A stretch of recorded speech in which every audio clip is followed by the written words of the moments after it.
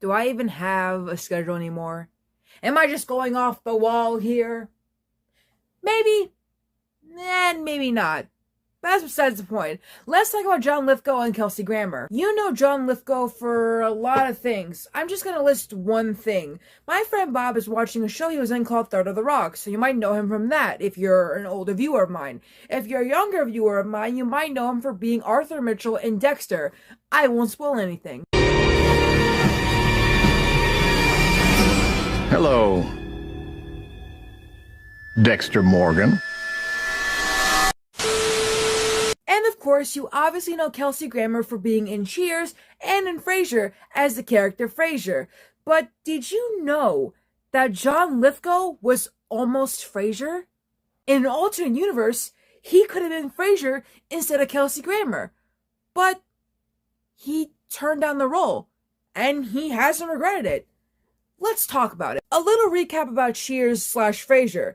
Frasier came on the show during season 3, playing as Diane's new love interest. The uptight but well-meaning psychiatrist was only supposed to appear for a few episodes, but producers were so taken with Kelsey Grammer's turn that they decided to keep Frasier around. This resulted in Frasier Crane becoming a main cast member and staying with Cheers until its final season. Frasier then later received his own spin-off, which saw him move to Seattle to reconnect with his father Marty, who Frasier claimed was dead in Cheers, and his brother Niles. His younger brother is like Frasier in many ways, including being snobby and sophisticated, but Niles is arguably even more so. Frasier became a beloved sitcom in its own right and lasted for 11 seasons. By the time the show came to a close, Kelsey Grammer had played Frasier for 20 years, consistently tying with James Arness, the lead of classic TV western Gunsmoke. Editing Amy quickly diving in here to say that Gunsmoke is about a marshal named Matt Dillon who is in charge of Dodge City, which is a town in the Wild West where people often have no respect for the law. He deals on a daily basis with the problems associated with frontier life, like cattle rustling, gunfights, brawls, standover tactic, and land fraud.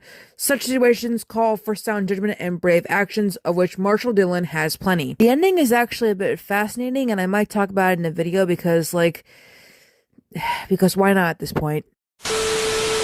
The crazy thing, though, is that Frasier was written with John Lithgow in mind, who at the time was known for movies like The World According to Garp and Terms of Endearment. It's easy to see the actor in the part, but John passed it on and reflected on his decision in 2017 on Watch What Happens Live with Andy Cohen. He confirmed that he passed on Cheers because episodic television was beneath his dignity at the time, and feels the only reason Frasier Crane, who was also very rich, became such a sensation was because of Kelsey Grammer's performance. Despite the success and wealth the part of Frasier brought to Grammer, Lithgow never regretted passing either. In addition to believing it was Kelsey Grammer's performance that made the role work, Lithgow suspects that if he had taken the part, he wouldn't have been in Third Rock from the Sun, which he cites as one of the best experiences of his career.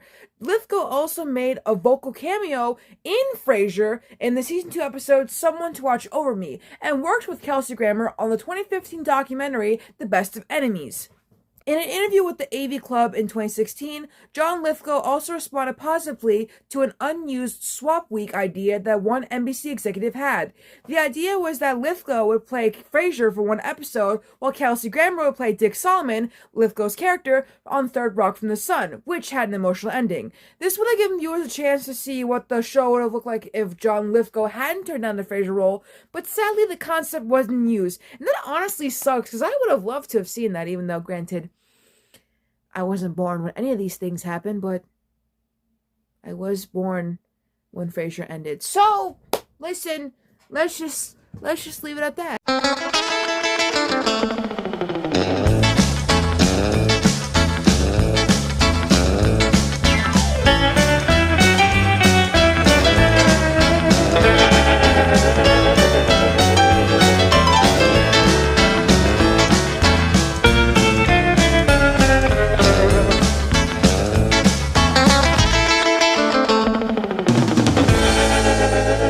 We're still taking calls on those UFO sightings. I'm on the line with Jennifer, who claims to have actually met aliens. Gary, I have been sucked up by alien spacecraft many times, and I can tell you they are among us. Really? Now, what do you suppose they want? Well, They want my eggs Uh-huh. to start their own alien race. Whoa, thanks for calling. Hello, you're on the air. Yeah, I saw 4 aliens in a car. I think it was a Rambler.